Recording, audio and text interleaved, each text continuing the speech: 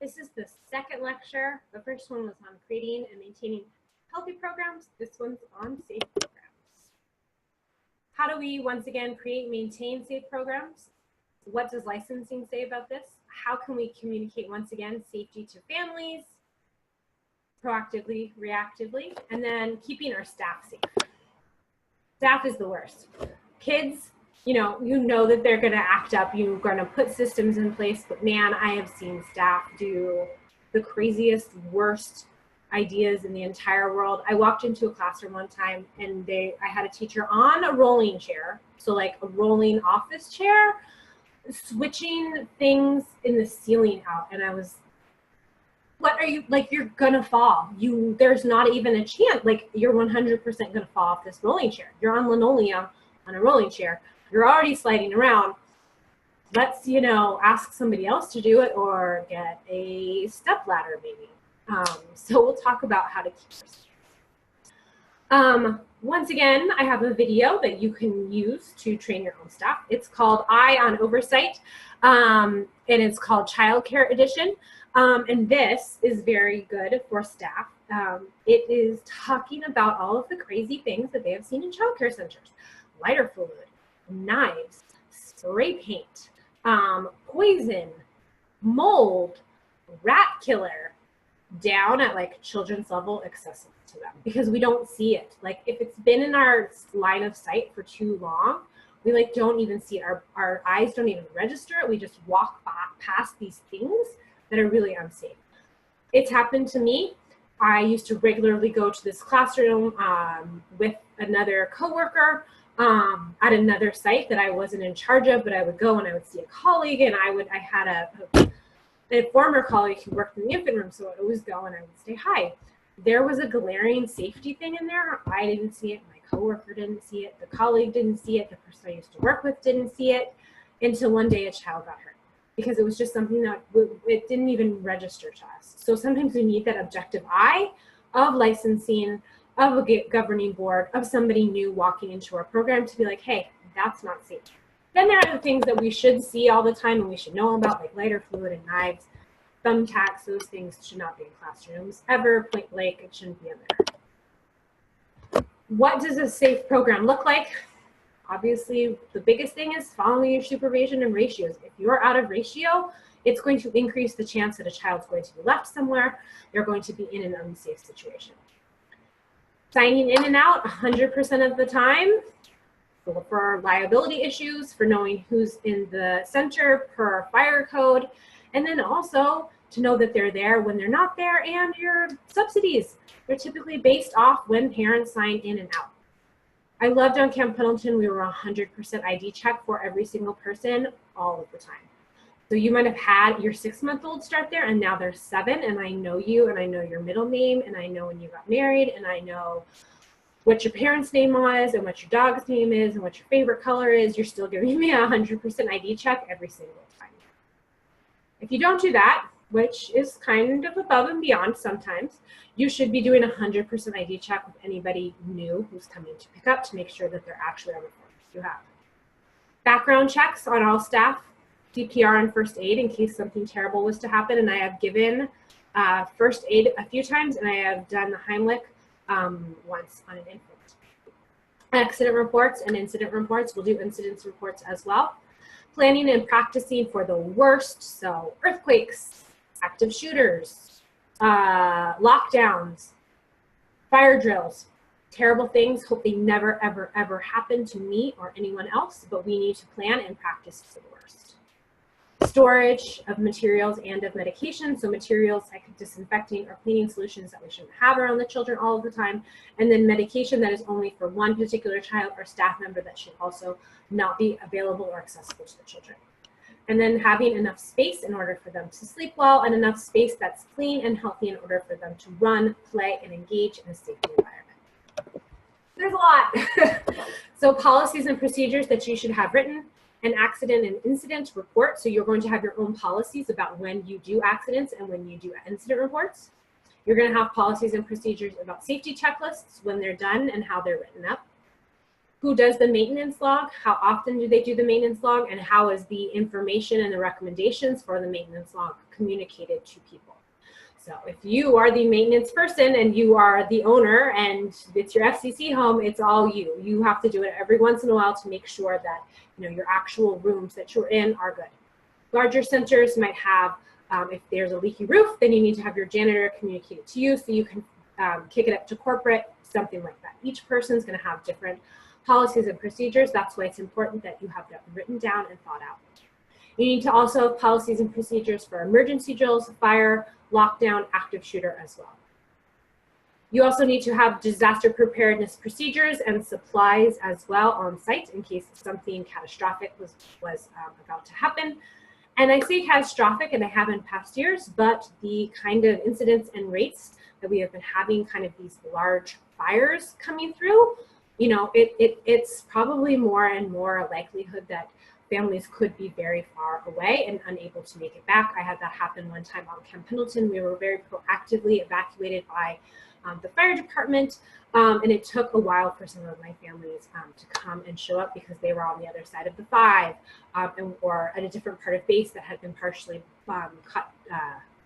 The roads had been partially blocked, and it was hard for them to get to us, and then they had to find other people and things like that. You should have a serious injury and illness plan for staff members and for your children as well. So it is optional, but I think it is a good plan. So if there was seriously something to happen to a child or to a staff member, what would kind of the procedures be? Who would you call? Who wouldn't you call? I definitely had this as well working on Camp Pendleton, actually in the position that I am now as a lecturer professor. I had a student have a medical emergency. Totally forgot from all of my years on Camp Pendleton that you kind of have to call 911 and they bounce you back to the base. So I actually asked for a corpsman first. There wasn't a corpsman on deck. So it took us a while because I had forgotten who to call. And then I forgot that the numbers and streets on Camp Pendleton are a little bit different. So we were like building 1915-43 and we were in Area C on Route 9 or something like that. So communicating that when that's not off the top of my head, like it's not like an Oceanside, oh yeah, I'm at the corner of Mission and Oceanside, can you come help me out, to emergency dispatchers. I needed to have that information right away. And so now I always know whatever classroom I'm in, what's the best way to describe it to campus police or Camp Pendleton police in order to get them to my students as soon as possible. Kind of learned by doing it. Staff safety, once again, staff is the worst when it comes to safety. Yeah, we regularly get hurt. We shouldn't regularly be getting hurt. We need to prioritize our own health, taking care of ourselves when we're sick. We need to prioritize our own safety, not stand on rolling chairs on linoleum trying to fix the ceiling. We need to have injury, accident, and incident reports for our own staff and keeping them on file. We need to know where to send them for workman's comp if they are injured. We need to do yearly on-the-job training, which should include back safety. It should include classroom safety, playground safety, lifting safety, back safety and lifting children, huge parts of the job. And then we should have systems in place so they're not picking up, actively having to pick up very large children as well, with those steps that even small children can walk on. Team discussions on workplace hazards and how to improve programs safety-wise for themselves. So coming from your teachers up to you. So if they're noticing problems in our playground with sand on the blacktop or something like that, having a way that they can communicate that with you, and then you brainstorming solutions with them in order to keep them as safe as possible. They do it every day. They probably have a really good handle on maybe things that are dangerous and maybe some really great proactive solutions to keep them safe. Janitor and cleaning staff, if you're lucky to have them, or cooking staff as well. What do they do? When do they do it? And how dangerous is it for them to do? Some of these sanitizing and disinfecting fumes can be strong. Do they have the fans that they need? How are they keeping their classrooms clean? Our janitors being clean and safe as well. We want to keep all of our support staff and all of our regular staff as safe as possible. All right, so once again, what are we communicating with our families? Our safety policy, how do we keep kids safe? What are we doing? How are we doing our ratios and supervision? How are we notifying you when your child gets hurt? The importance of signing in and signing out 100% of the time so I know where your child went and with whom. And I have counts, so if something was to happen like a fire drill, I know how many children are there. Regular review of emergency contacts, learned this the hard way, make a really big deal now about having the most up-to-date emergency contacts in order to keep all of our children safe and make sure that I have, in an emergency, somebody could come pick them up. They're on that list. We're not having to go through jumping through a bunch of hoops in order to have this child picked up, maybe in a situation that's already fraught because there's an emergency going on. Involving parents in fire drills and lockdown evacuation as well. I think that's one of the great things about kind of maybe not school age programs, but preschool and below, is we can start off a little bit slower. We can know kind of generally when they're going to happen. And if we don't, I did ask for some heads up, especially for children who are autistic, maybe have sensory issues or behavioral issues. Like if I can get a little bit of heads up that you're going to do that, then I can have the parents involved in the program. I can support them. I can support the child with special needs going through these types of things in situations that are not elementary schools, when you probably have less of a handle, or you can't really be told when it's going to happen. So I can support them and I can teach them and skill build with them so that they can learn how to act in fire drills and lockdown and evacuation, which can emotionally be difficult for some children with special needs, or just because of their background, or just because they're so loud and intense right now. How can we support the children and families that might have some sensitivity to that? Your online assignment, the first one for this week was that health policy, very similar, but this is for safety. Write a short policy for parents that describes how staff and management keep children safe. So what are we doing? We have safety checklists every day. We have ratio and supervision. It's so important that we always have an eye on your child. Talk about that. So once again, proactively, this is what I'm doing to keep your child safe. Then say, if your child is hurt while in our program, this is how we're going to notify you when you're hurt. You should be prepared to write about minor injuries, bumps, bruises, and owies, and then more serious falls and incidents, and how you will communicate that to parents as well. So licensing regulations, once again, the entire core mission is to protect children and provide for their health and safety in childcare settings. Literally, this is their mission statement on their website. Unusual incident or injury report. This is becoming more and more, at least in my professional experience, something that licensing wants. We are very proactive at the lab school, and I was as well, in letting licensing know when something happens. Don't get caught up. Don't have it come to them from a second source or from a parent. If something happens, let them know.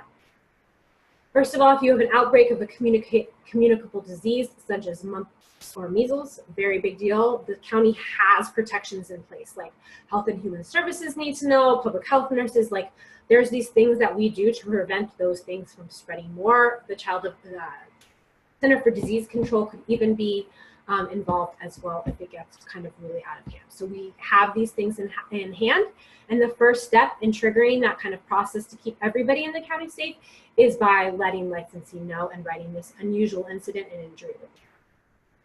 Then if we have suspected child abuse, if we have incidents that put a child in danger, like being unsupervised, and then injuries to child that requires medical intervention. So these are the 4 biggies as well. These are the 4 areas in which you should communicate to licensing as soon as it happens. Don't go home for the day and then do it the next day. If you need to stay till 6 or 7 in order to fax this or send this to the appropriate agency, then you need to do it. I'm speaking from professional experience about the fact that you don't want them to hear from a family. You don't want them to hear on social media.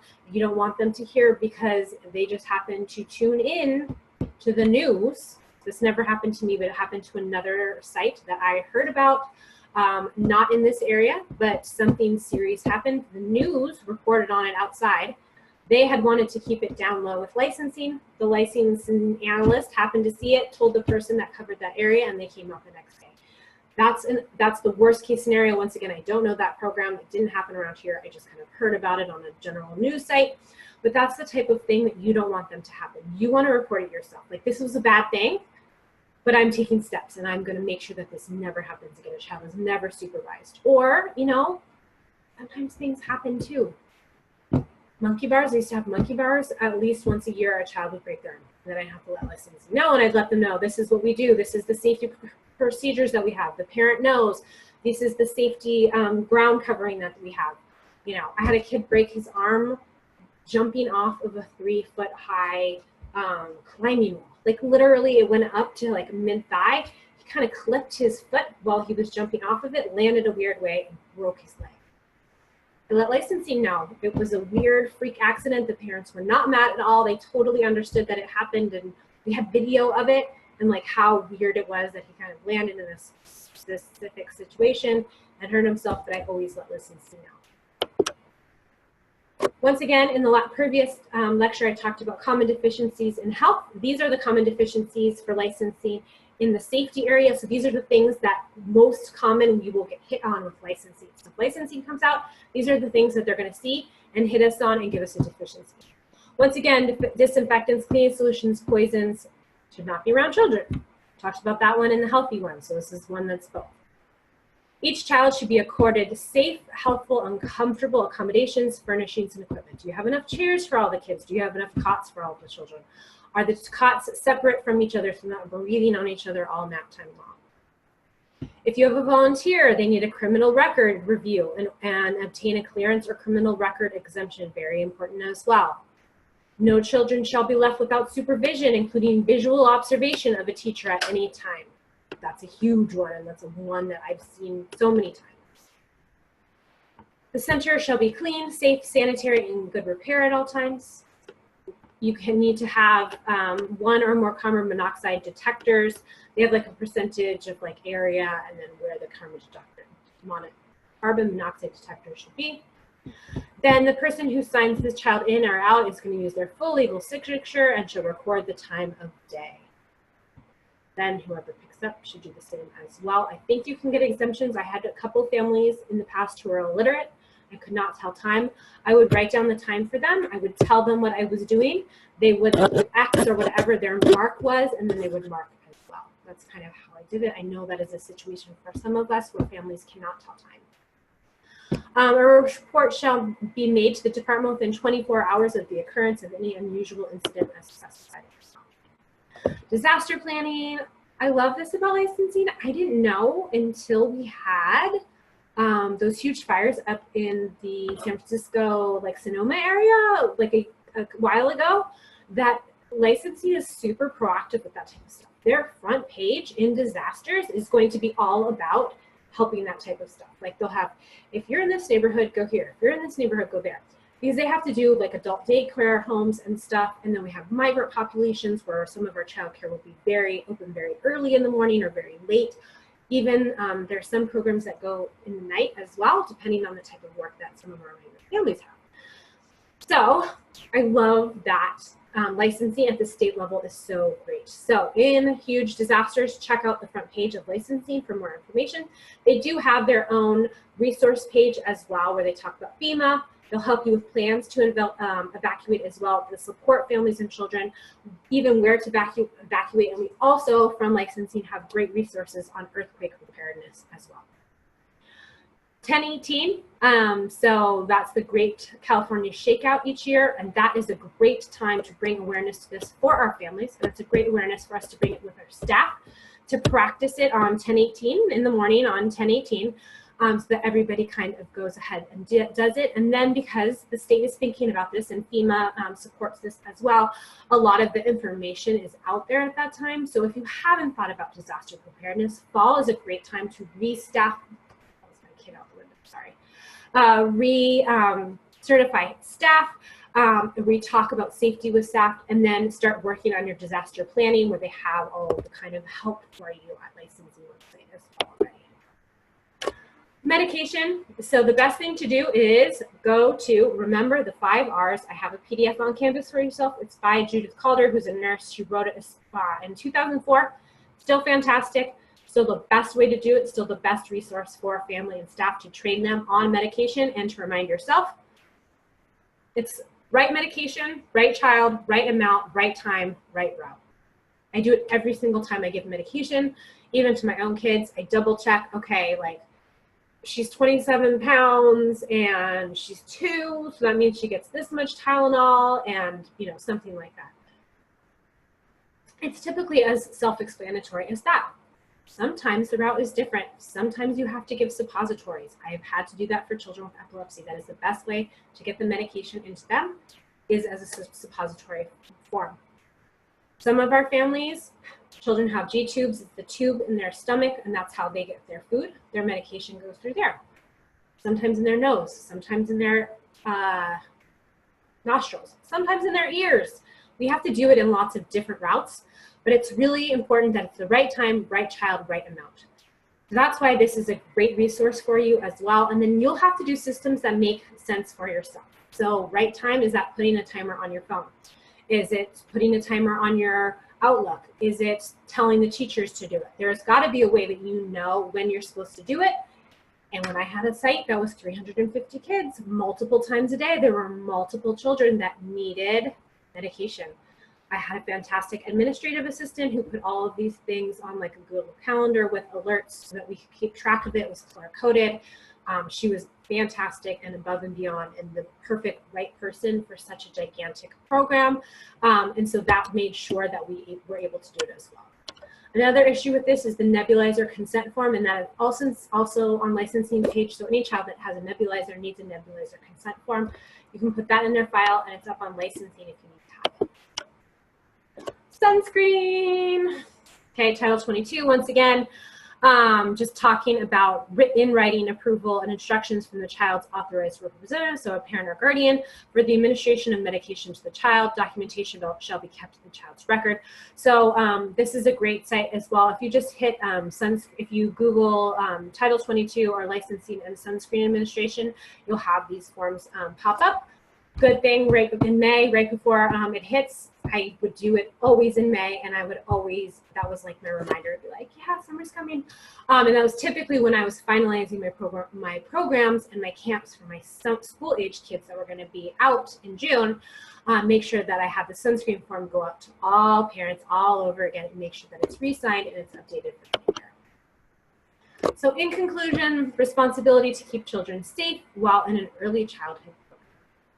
Once again, licensing is designed to keep children safe, and their regulations are a support system. There are trainings, they have paperwork, they have ways to help you do disaster preparedness, to be healthy and safe, to keep parents in check, to exclude parents as necessary. Like sometimes that would have to be my reason for excluding a child who was sick. It would be like licensing said so. I could be shut down. I could have my licensing pulled. I wouldn't have my license in order to have childcare if I keep your child here when they are vomiting. You know, sometimes that was if they were not going to be swayed by it's the best practice and it keeps other kids safe. It literally had to be, because that is the law of the rule. So licensing is important, and this is their core mandate. This is their mission statement. So let's work with licensing in order to keep our programs really, really healthy and safe. We'll talk more about licensing and how sometimes difficult it can be to work with them in further slides, because I know sometimes it can be hard to work within a system that has so many regulations. But for the most part, I think licensing does do a good job in keeping children healthy and safe. Sometimes it might seem too much, but we will talk more about how to develop those great working relationships with this organization in order to keep our license valid and in order to provide great care for kids. So this is the second of 2 lectures for this week. Don't forget to write your health and safe policy for parents and families for this week. Have a great week. Thanks so much. Bye.